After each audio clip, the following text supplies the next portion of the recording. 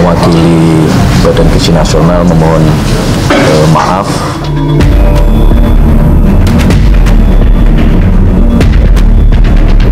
September 2025, MBG di SDN Gereja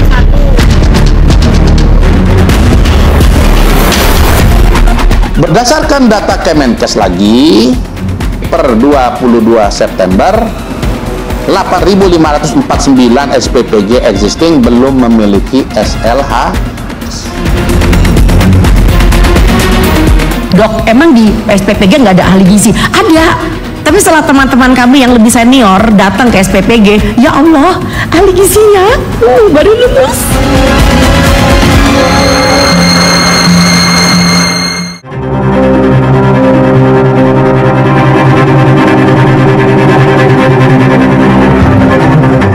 Pemirsa, makan bergizi gratis MBG, program yang dibuat dengan niat mulia memberikan makan bergizi gratis secara cuma-cuma pada jutaan anak Indonesia, kini tengah menuai kontroversi.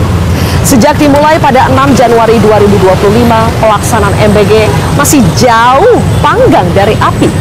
Singkat kata, MBG pun diplesetkan dari makan bergizi gratis menjadi makan basi gratis, bahkan makan beracun gratis. Terbaru, pemerintah Kabupaten Bandung Barat sampai menetapkan status kejadian luar biasa atau KLB setelah 364 siswa PAUD hingga SMA SMK di Kecamatan Cipokor mengalami keracunan massal akibat menyantap MBG pada Senin 22 September lalu. Siswa mengalami mual, muntah, sesak nafas hingga kejang-kejang.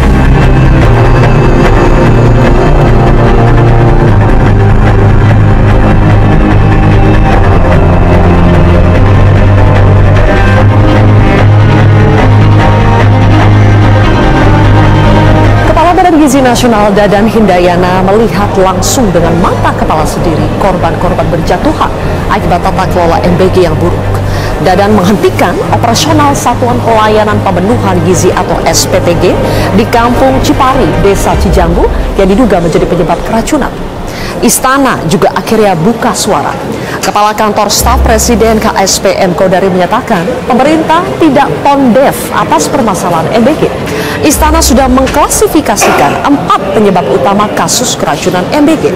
Higienitas makanan, suhu makanan dan ketidaksesuaian pengelolaan pangan, kontaminasi silang dari petugas, hingga indikasi alergi pada penerima manfaat. Ada setumpuk masalah lain yang mengelilingi program MBG yang merupakan program unggulan dari pemerintahan Prabowo Gibran. Mulai dari gizi makanan yang diragukan, ulap dalam makanan, ompreng yang disinyalir mengandung minyak babi, hingga ribuan dapur fiktif.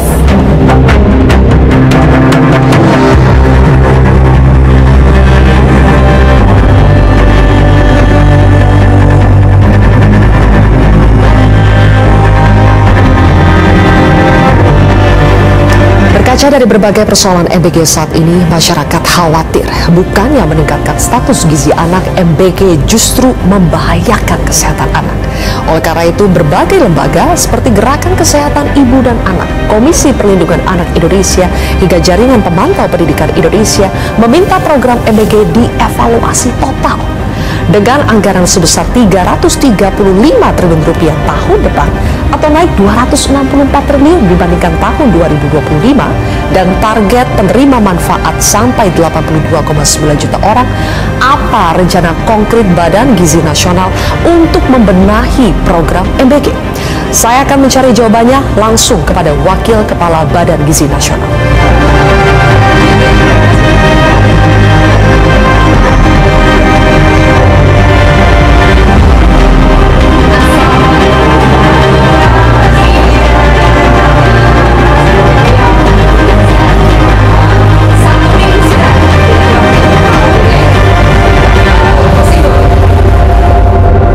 Bu, jadi baru seminggu Ibu ya jadi Wakil Kepala BGN. Ternyata dalam seminggu terakhir ini juga kita lihat ada banyak sekali pemberitaan soal masalah-masalah MBG, Bu.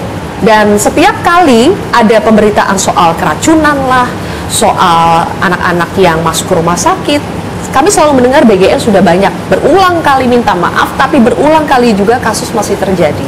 Jadi bagaimana ini, Bu? Baik, Saya mau ulang lagi, minta maafnya. Kali ini sebagai Wakil Kepala Badan yang baru atas nama BGN dan atas nama seluruh SPPG di Indonesia, saya mohon maaf sebesar-besarnya kepada masyarakat, kepada anak-anak yang penerima manfaat, kepada para orang tua anak-anak, bahwa kami belum bisa memberikan yang semaksimal mungkin seperti harapan anak-anak maupun orang tua. Tetapi kami berjanji kami akan terus memperbaiki sistem tata kelola dan semuanya, sehingga kejadian-kejadian seperti yang diduga keracunan dan lain-lainnya insya Allah bisa diminimalisir atau malah tidak ada sama sekali. Kami memang lagi menyelidiki dan sudah agak menemukan benang-benang merahnya lah. Mulai ini misalnya begini, rata-rata yang mengalami ini adalah dapur yang baru 1 bulan ini beroperasi, jadi rata-rata dapur baru. SPPI-nya juga masih baru, batch 3. Kemudian apa namanya, itu dulu ya, itu dulu. Artinya kalau yang lain-lain saya belum bisa ungkapkan. Tapi kelihatannya itu rata-rata tuh penyebabnya pada tata kelola ya, Mbak. Jadi misalnya masaknya itu terlalu cepat, karena masakan yang baru dimasak ini nggak boleh lebih dari 6 jam. Misalnya kalau dimasak jam 12 malam, jam 6 pagi harus dikonsumsi. Nah ini paling telat. Paling bagusnya ya 4 jam. Nah seperti itu.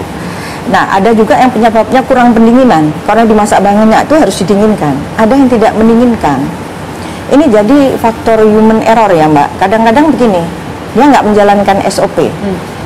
Baik itu si pemilik, ini harusnya juga ikut mengawasi, maupun dari tingkat di SPPG kami, Kepala SPPG.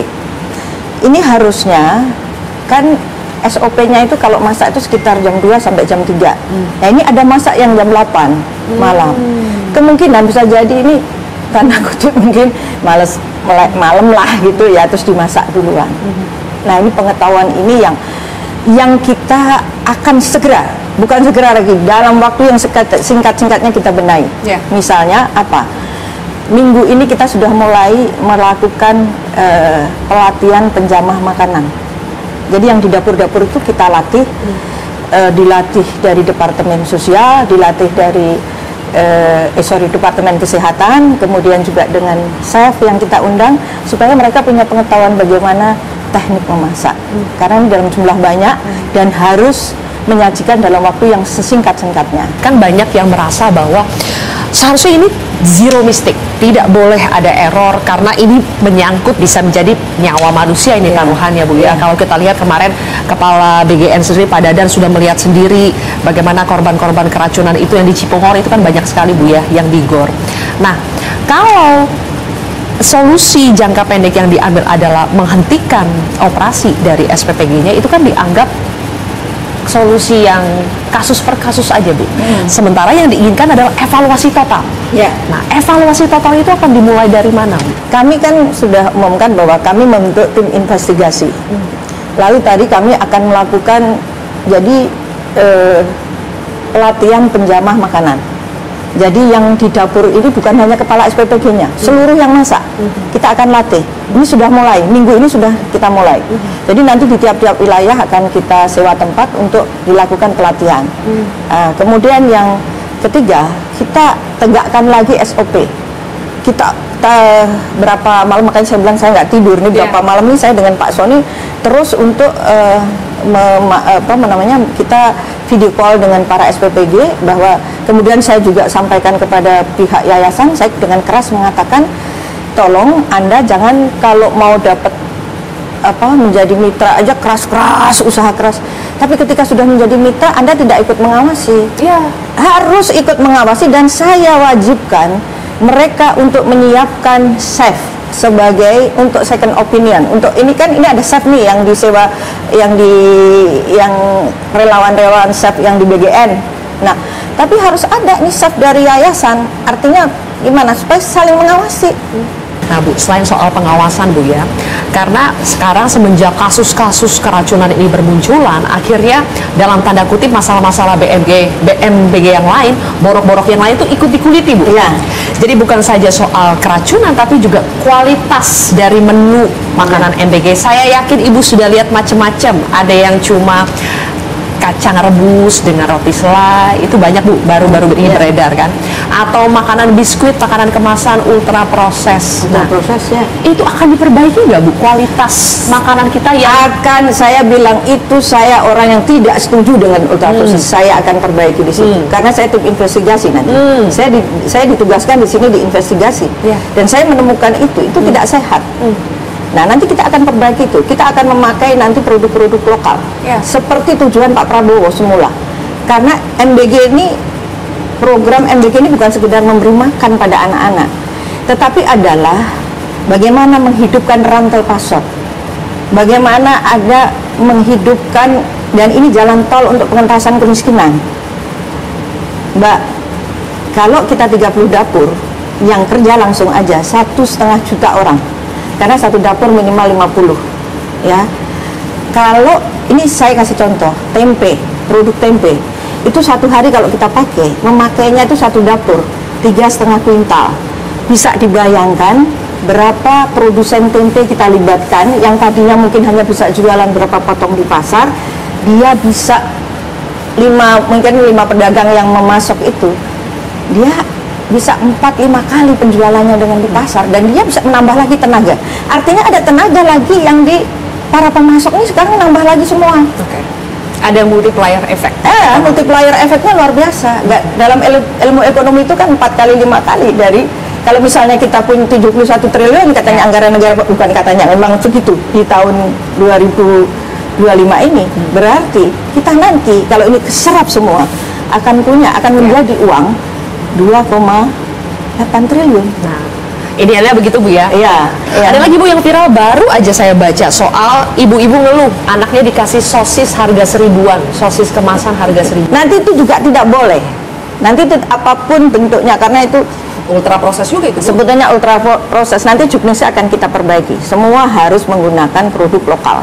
Dan makanya saya membentuk tim nih, Mbak, yang saya kasih tahu duluan nih, barusan karena saya rapat dengan Pak Kepala, saya akan membentuk tim investigasi dapur namanya. Jadi bahan baku apa yang digunakan, benar nggak dengan sesuai dengan apa yang tujuan dari Bapak Prabowo, bahwa sebetulnya dapur ini harus produknya semua rantai pasoknya harus dari masyarakat di sekitar, bukan dari pabrikan. Nah, ini Terus tim investigasi ini bakal ada di setiap SPPG. Nah, kita akan turun kan, nanti kita gunakan, pasti kita akan turun ke seluruh Indonesia, dan kita akan cek nanti akan kita buat namanya MBG Hub. Oke. Jadi kita akan ada 30.000 dapur. Saya akan bikin ruangan di mana kita bisa cek dapur ini dari mulai kebersihan bahan baku yang digunakan. Kita pakai CCTV, nanti kita konekkan semua di seluruh Indonesia. Sekarang sudah ada di Pusdatin, tapi ini akan kita tingkatkan lah gitu, supaya bahkan nanti wartawan bisa ngecek. Kita akan bikin kayak newsroom gitu, dan wartawan bisa ngecek nih. Apa, Bu, supaya lebih transparan, Bu, ya? Kita transparan. Soalnya kan belakangan ada dugaan bahwa sengaja ditutup-tutupi, Bu. Nggak ada. Ini menyangkut nyawa manusia. Kesehatan anak-anak. Pak Prabowo itu cintanya sama anak-anak luar biasa. Saya juga cinta sama anak-anak. Saya sampai nangis kalau lihat anak-anak itu keracunan. Kenapa? Sedih saya. Karena mereka ini, Mbak, yang di kota oke lah punya, yang di daerah-daerah itu sangat berharap, sangat memimpikan dengan makan bergizi gratis ini, ya. Terus kalau mereka sampai keracunan itu, kan kami ini menambah penderitaan mereka, iya kan? Kami bukan meringankan, tapi menambah penderitaan. Jadi nggak mungkin kami tutupi. Kami akan terbuka. Saya terutama wartawan, silahkan 24 jam on handphone saya, ya.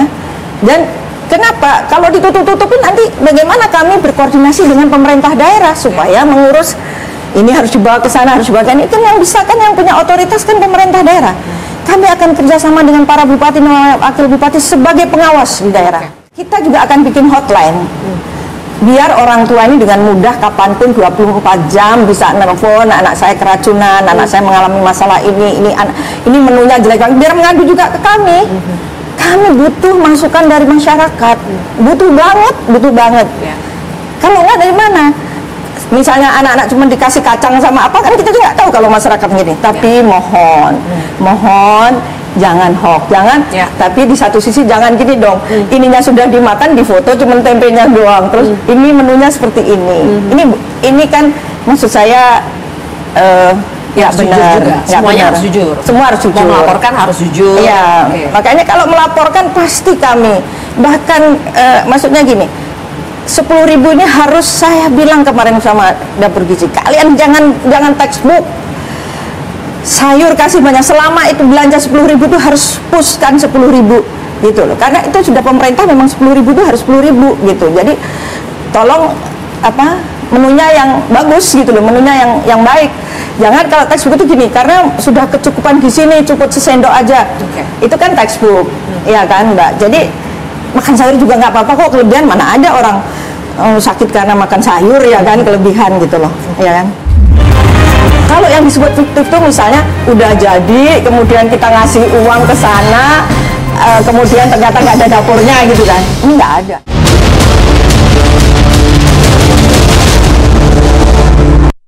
Farah, musim kemarau panas. Musim hujan.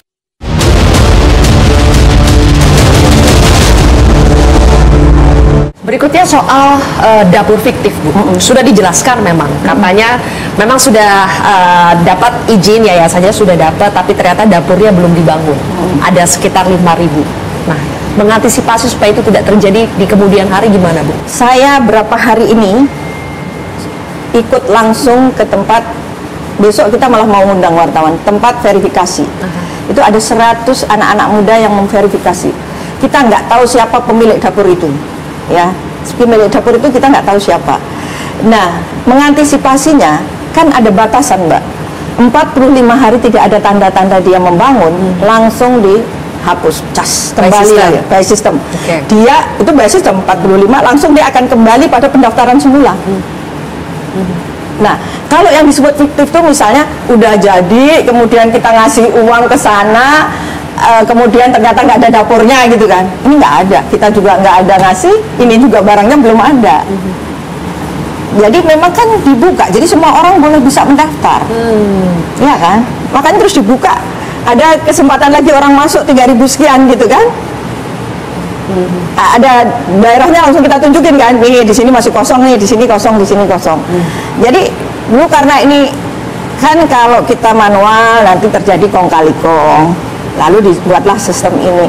Begitu sistem ini ternyata, jadi gini, yang punya uang mungkin nggak ngerti IT, jadi daftarnya susah. Yang nggak punya uang ngerti IT, jadi dia mungkin coba-coba daftar gitu loh, Mbak. Nah, tapi kan kita kemudian nggak bisa melarang, gimana? Kamu nggak punya duit, kita juga nggak tahu kok siapa yang mendaftar itu gitu loh. Nah, dibuktikannya dari mana? Dari 45 hari tadi. Begitu 45 hari tidak ada pembangunan dapur, selesai dia mundur. Tahu ada pembangunan dapur atau tidak gimana tuh? Lah kan ini kan di kontak, kan ada nomor kontaknya. Itu manual mengerjakannya, harus ada yang orang ada sistem, nanti mohon dikirim gambar. Jadi ketika sudah 45 hari itu diminta mengirim foto. Foto tempat, foto perlengkapan, dan foto lain-lainnya terus gitu. Jadi itu udah by system. Nanti di handphonenya yang pengurus yayasan itu segera lengkapi gambar. Segera lengkapi gambar ini. Kita minta lagi segera lengkapi kendaraan operasional, misalnya seperti itu. Jadi Bu, dari A sampai Z kita sudah menguraikan ada beberapa masalah MBG yang dipersoalkan oleh masyarakat. Tahun depan anggarannya luar biasa besar. 335 triliun itu naik berkali lipat dari tahun ini 71 triliun. Dan kita semua baca bahwa tahun ini saja serapannya sampai bulan September ini baru 13% Bu ya. 18%, 13 triliun artinya baru 18% dari pagu 71 triliun. Kemarin udah saya mulai masuk 16 triliun. Baru naik sedikit Ibu. Jadi bagaimana untuk memastikan anggaran sebesar itu tahun depan betul-betul bisa maksimal, sementara ini kita juga baru dalam tanda kutip baru belajar, baru memperbaiki. Bagaimana Bu? Alhamdulillahnya begini, seperti tadi malam Panglima memberikan solusi misalnya dari Aster, membantu kita untuk mempercepat. misalnya banyak dapur-dapur angkatan darat yang bisa di-up menjadi dapur MBG. Ada 400 kalau nggak salah. Lalu ada juga dari berbagai, kita keroyokan, kementerian-kementerian lain juga akan menyiapkan membantu, misalnya dia kan punya sarana dan prasarana. Mereka kan misalnya punya bangunan di mana, ini dialihfungsikan. Dialihfungsikan. Nah, itu bisa mempercepat. Yang kedua, ini sebetulnya karena perubahan tadi Mbak. Dulu bangun dapur dulu baru daftar. Nah, kemudian waktu itu kok tidak cepat, kemudian kita titik dulu kalau gitu. Di mana ini supaya pasti ini ya, supaya nanti kamu begitu dikasih nggak bangun-bangun. Nah, kemudian dibuatlah yang terakhir ini. Titik di mana 45 hari kamu nggak ada tanda-tanda, kita out. Setelah 45 hari berapa? 10 hari. Habis 10 hari nggak ada, kita ganti lagi. Dan kami yakin, kenapa Mbak? Yang antri ini udah 100.000, artinya banyak sebetulnya yang mau berminat membangun dapur. Jadi kalau soal serapan kami nggak khawatir Mbak. Kenapa? Karena peminatnya banyak, hanya karena kami ini kan harus selektif. Karena ini uang negara, kami nggak bisa main-main gitu. Nanti begitu kita ini kan ya kayak tadi terjadi keracunan, terjadi ini. Rakyat juga Bu. Nah, uang rakyat, uangnya Mbak Silvi, uang saya, ya kan. Nanti kalau kamu itu brak hanya ngejar untuk kuantitasnya, kita nggak perhatikan kualitas, makin besar terjadi potensi nanti keracunan. Banyak kalangan yang meminta agar MBG dievaluasi total, salah satunya Bu, dengan menginjak rem. Berhentikan dulu, evaluasi total, baru nanti mulai lagi. Ada juga yang mengatakan fokus saja ke daerah 3T, tidak perlu semua sebetulnya, 3T saja. Bagaimana Ibu menilai masukan-masukan itu Bu? Semua boleh berpendapat dan memberi masukan, dan buat saya atau teman-teman pimpinan di MBG nggak apa-apa, masukan itu kami terima. Tapi sejauh ini kami melihat konsep sekarang ini memberikan hal yang terbaik. Makanya tadi di depan saya bilang ini bukan sekedar memberi makan anak-anak secara gratis, tapi ini adalah menciptakan pertumbuhan dan membuka lapangan kerja yang tercepat, paling cepat. Karena nanti kalau lapangan kerja nggak terserap, kami diprotes lagi. Kemudian ini juga cara pengentasan kemiskinan, jalan tol. Satu, saya kasih contoh, orang dulu yang petani kangkung jual 100 ikat saja Mbak, nangis darah, dia sore nggak laku. Sekarang dia bisa menjual 5 kali lipat. Nah, orang yang tadinya miskin sudah tidak miskin lagi kalau dia bisa menjual 500 ikat satu hari ke dapur MBG, ya kan? Jadi kami melihat ini masih yang terbaik, dan kalau ada kurang-kurangnya kami akan terus perbaiki dengan berbagai cara pokoknya. Dan masukan siapapun kami terima dengan senang hati. Monggo silahkan, makanya apapun ini harus begini ini, kami terima. Dan misalnya usul gini ya nanti kami evaluasi, tapi menurut hemat kami efek program yang sekarang ini banyak memberikan manfaat bukan hanya anak-anak, tetapi kepada juga masyarakat kecil, dari petani, pedagang, UMKM. Saya harus buka Mbak, waktunya kan sedikit. Saya punya data yang ternyata gila, berapa ribu UMKM terserap dari program ini. Ya, yang tadinya sudah mati suri kena COVID Mbak. Sekarang kedatangan. Jadi bukan hanya pengusaha-pengusaha yang punya duit besar untuk bisa membuka SPPG atau dapur, bukan mereka yang paling diuntungkan Bu? Enggak, karena kan susah, gimana caranya? Saya ngetes tadi malam. Ini sampunya siapa sih? Nggak tahu mereka juga. Nanti tahunya setelah, menurut kabar-kabar ini yang punya ini, punya ini. Anggota ini. Karena kan masuk hanya nama yayasan sama pengurusnya. Lemahnya kalau pengurusnya yang punyanya Mbak Silvi itu namanya Silvi, bukan. Pasti dia Mbak Silvi ngurus sopirnya lah, ngurus siapanya, kan begitu. Kan kita nggak tahu. Tapi itu seleksi alam nanti, ya kan. Hanya kan kita punya aturan Mbak. 5 di dalam satu kabupaten, saya nggak bisa lompat di provinsi, kan dari kita batasi dengan jumlah. Karena kalau dia sudah punya sekian nggak bisa. Baik. Berarti akan jalan terus nih Bu ya?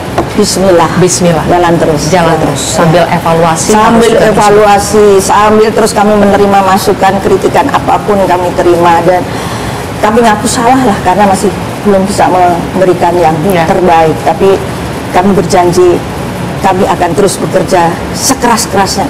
Kalau ada waktu lebih dari 24 jam kami dengan senang hati untuk bekerja terus.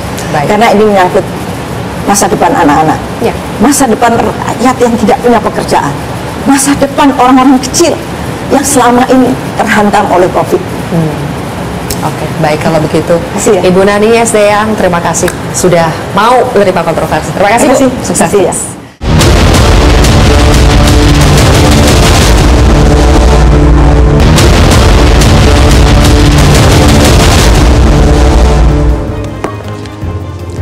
Pemirsa, kami akan kembali melanjutkan perbincangan seputar geger MBG ini dengan dua narasumber yang sudah ada di studio. Yang pertama adalah anggota Komisi 9 DPR RI dari fraksi Nasdem, Uni Irma Suryani Cariago. Uni Irma, selamat malam.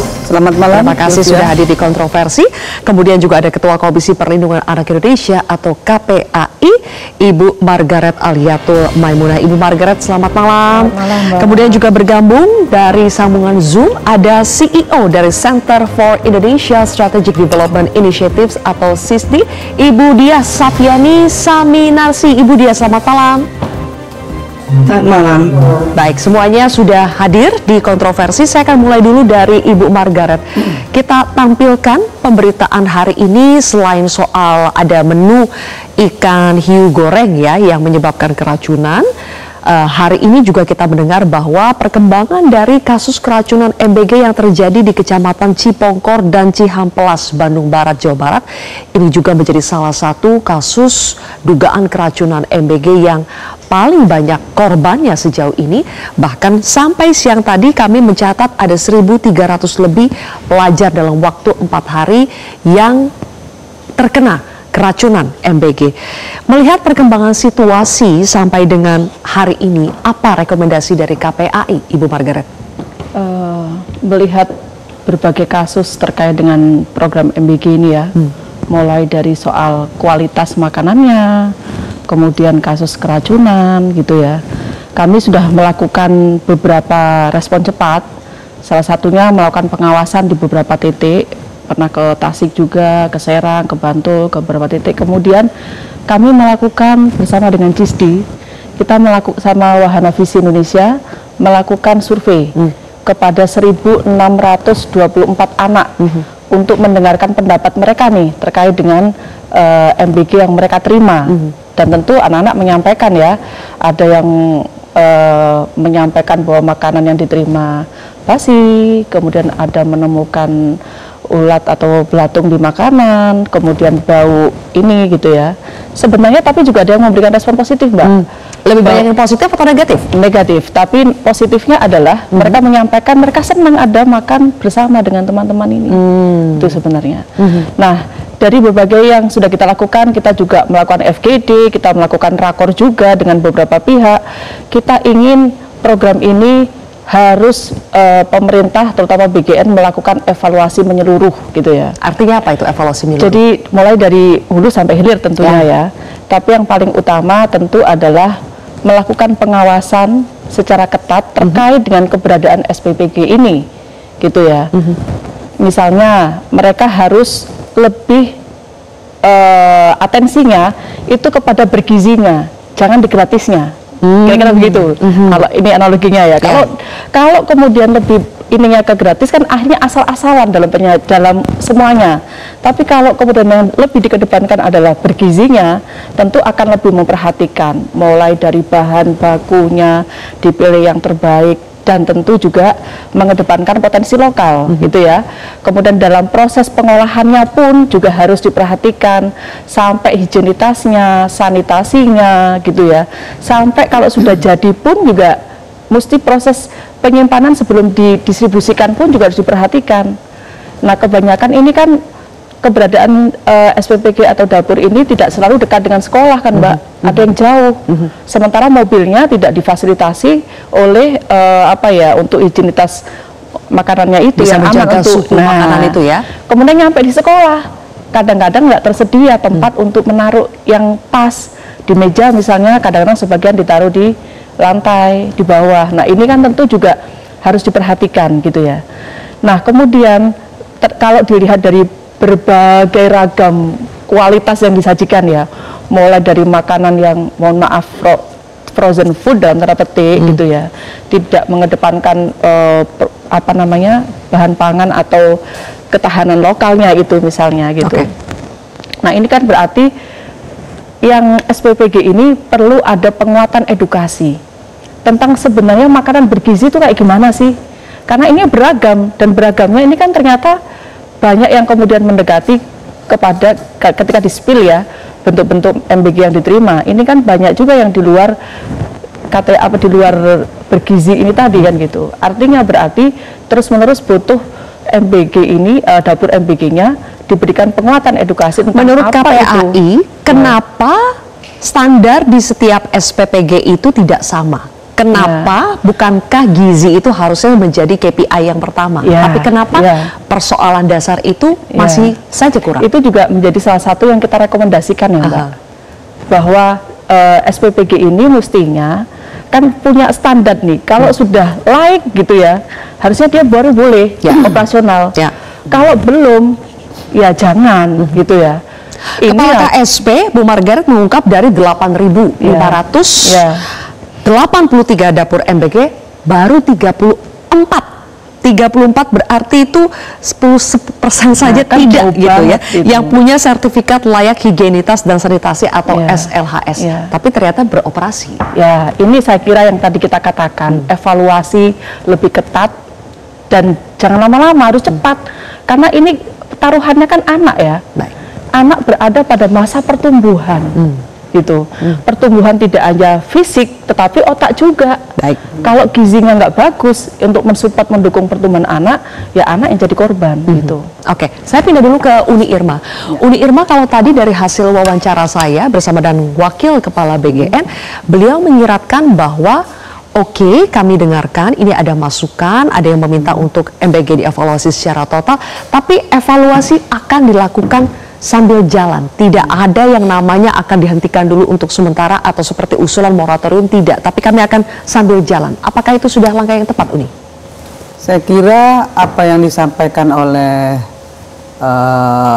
BGN kepada kami di Komisi 9 memang tidak ada moratorium.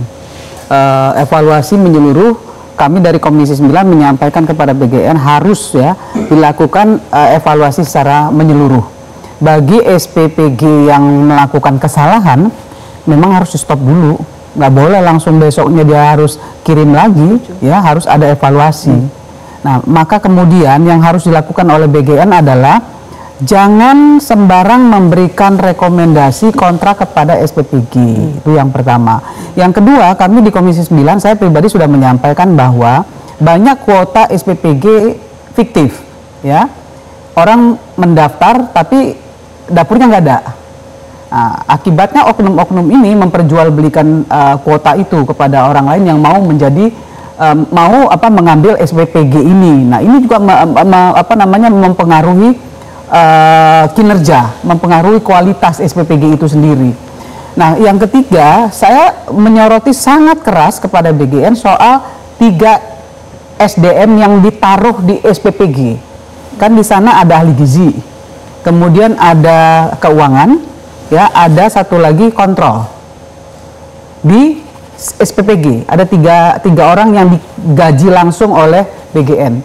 Nah, menurut saya kalau 3 orang ini bekerja dengan baik, nggak mungkin bisa ada makanan yang lolos keluar dalam keadaan basi. Nggak mungkin ada buah yang dalam keadaan ada belatung, nggak mungkin. Kalau mereka bekerja, artinya kan mereka nggak kerja. Satu. Yang kedua, saya melihat 3 orang ini bukan orang-orang yang memang punya kapasitas yang sesuai dengan standar yang harusnya menjadi tupoksinya, gitu.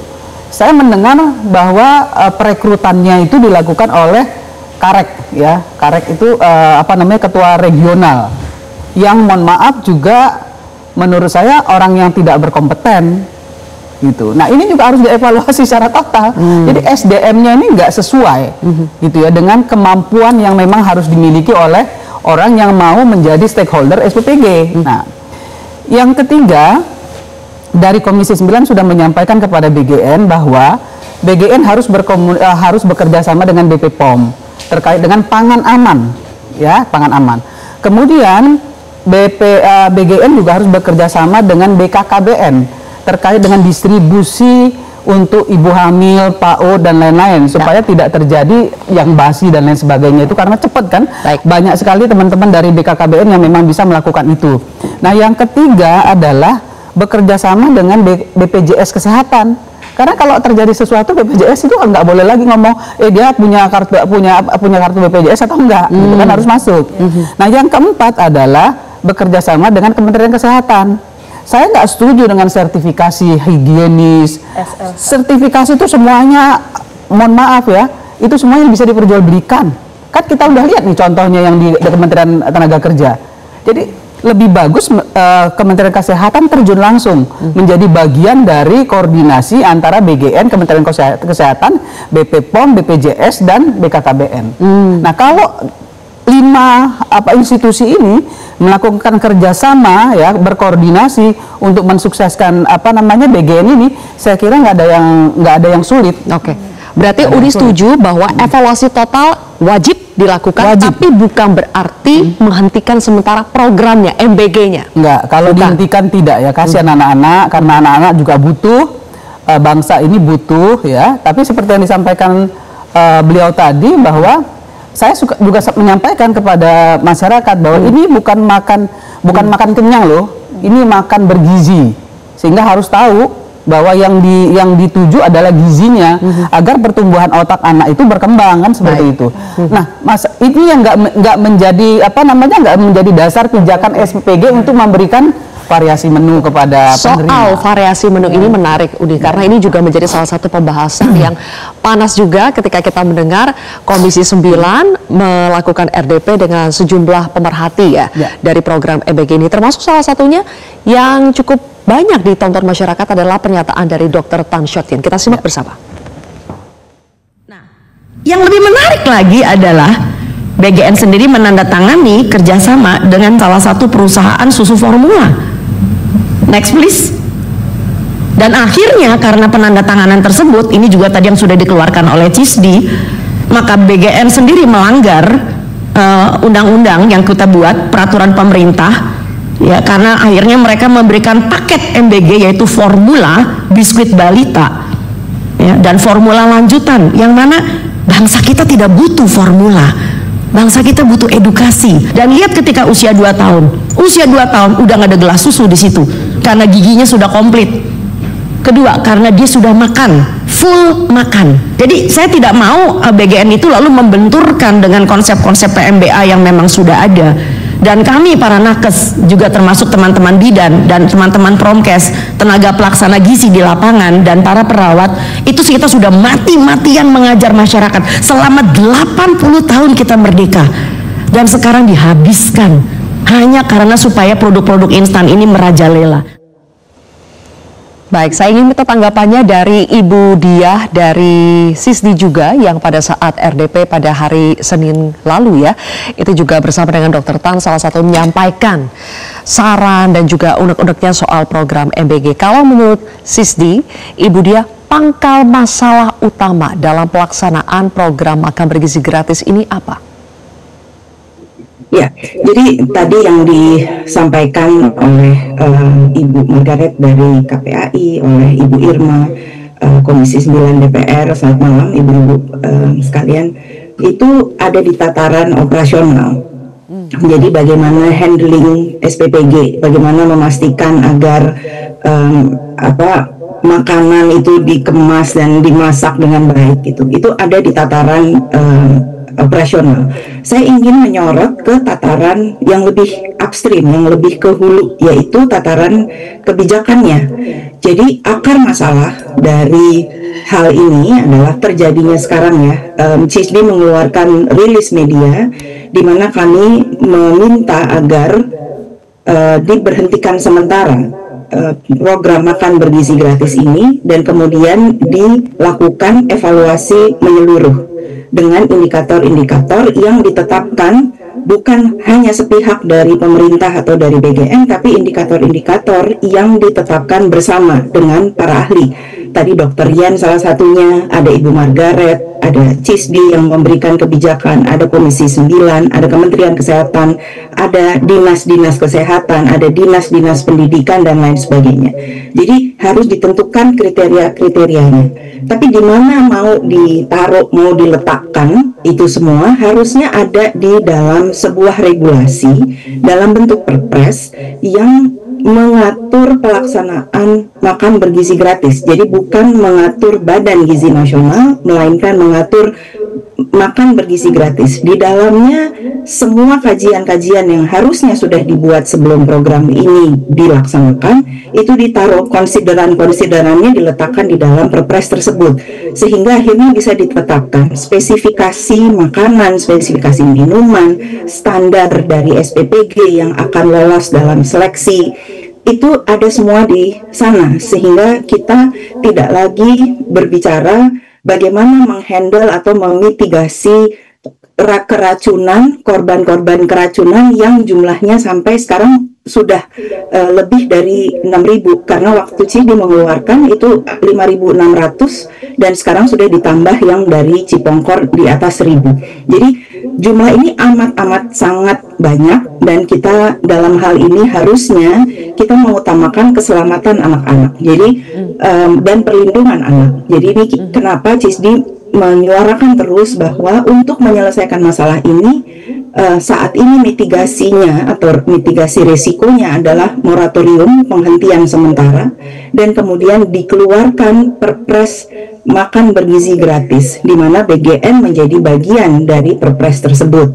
Dan diatur semua pelaksanaannya, alokasi anggarannya kemana saja, bagaimana serapan-serapan yang ditargetkan, bagaimana spesifikasi makanan, spesifikasi masak, spesifikasi penyiapan, dan bagaimana konsekuensinya apabila peraturan-peraturan tersebut dilanggar. Jadi ini yang kami harap dapat menjadi keluaran dari apa yang sudah terjadi saat ini. 6.000 anak keracunan, dan makin lama makin besar. Jadi tadinya waktu bulan April, bulan Mei kalau saya tidak salah, waktu CISDI menyuarakan juga sedikit setelah policy recommendation kita yang kedua, itu baru 6 keracunan, 6 atau 7. Baik. Tapi tidak dilakukan perbaikan. Maka sekarang jumlahnya menjadi makin besar. Kenapa? Karena jumlah SPPG-nya juga bertambah banyak terus. Akhirnya coverage-nya, cakupannya jadi makin banyak anak, makin banyak lokasi, makin banyak sekolah. Dan akibatnya kualitasnya makin menurun. Begitu. Baik. Kita sudah mendengarkan rekomendasi yang tegas ya dari CISDI soal bagaimana ini di moratorium dulu, dan juga harusnya program MBG diatur dalam level atau dalam regulasi sampai ke tingkat perpres. Saya akan tanyakan pendapat narasumber di studio bagaimana dengan usulan dari CISDI, tapi Ibu Diah, kami mengucapkan terima kasih ya atas pandangannya sudah dibagikan dalam program kontroversi malam ini. Terima kasih Bu Diah. Pemirsa, kontroversi masih akan kembali lagi usai jeda, tetaplah bersama kami.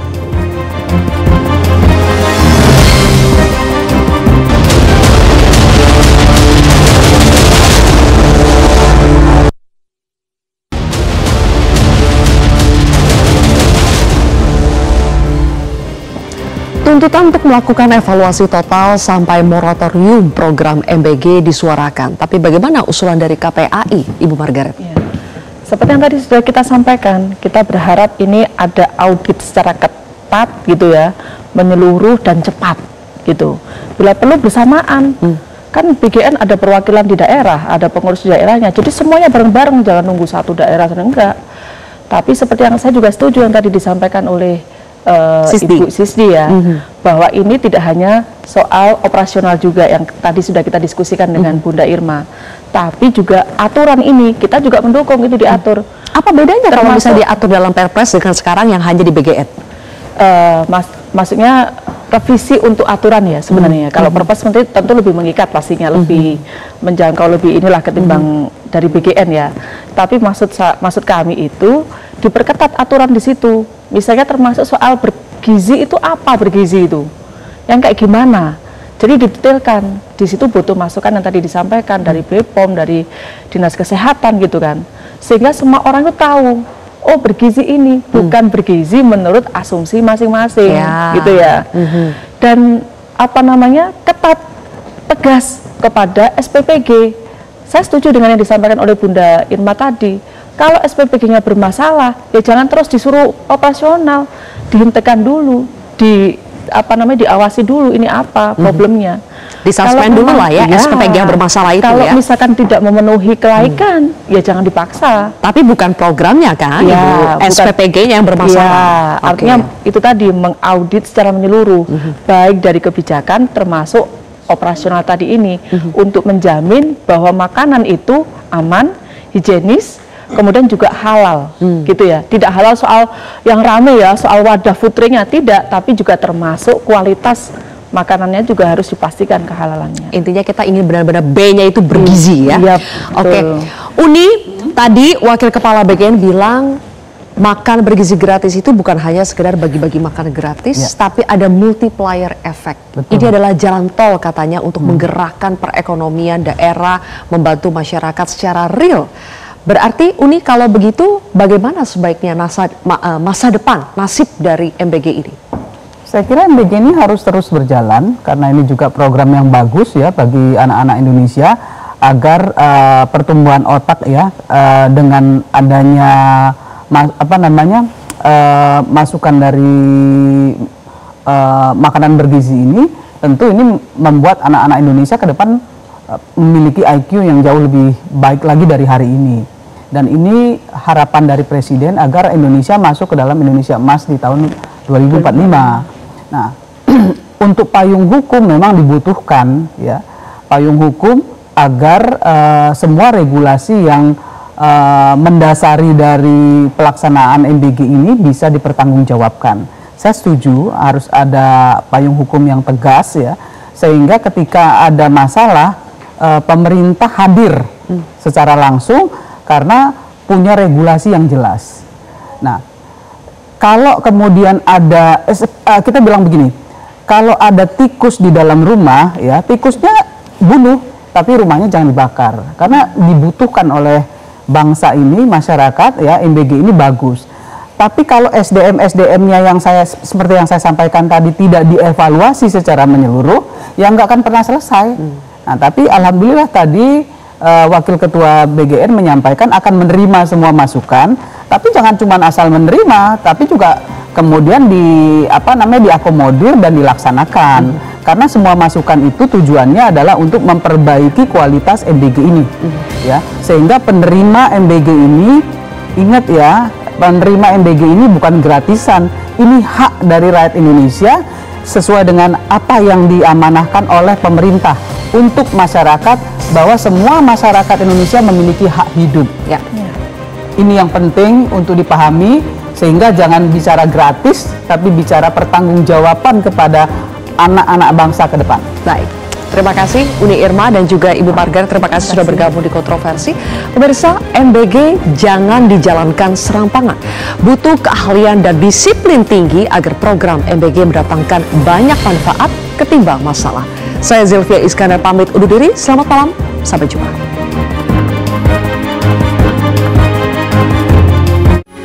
Metro TV. Jelajahi cara baru mendapatkan informasi. Download Metro TV Extend sekarang.